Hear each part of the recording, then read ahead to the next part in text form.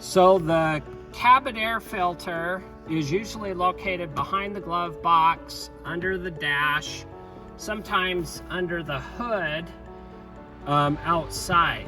This one is located behind the glove box here, but we actually leave the glove box in, and there's a little mat we're going to remove, and then there is a clip up here that we drop this down, and we're going to pull this out, and directly back in here you'll see a green sticker. This box is where the cabin air filter is.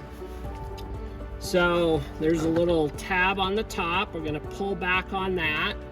We're going to push on these side clips, and then we're going to drop this down. It has a little door, and it shows the airflow going down, and I just kind of grab it with the screwdriver because it's really tight, and pull this cabin air filter out from back behind there, and we just visually inspect to see if it has leaves, if there's dirt, if there's anything on it. And it's very important that we look at the airflow. Where this is coming from the outside, it captures whatever here, and then we want it clean on this side where it goes back into the air conditioning and the heating system. So this removes any dirt or pollen before it goes into the cabin.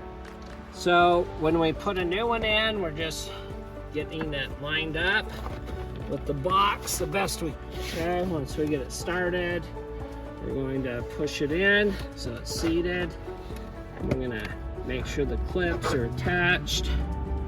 There's two clips here on the side, one on the top. They all snap in. I'm going to put this little door back into place so it's not losing anything. And then I drop my little mat back in, and I'm good.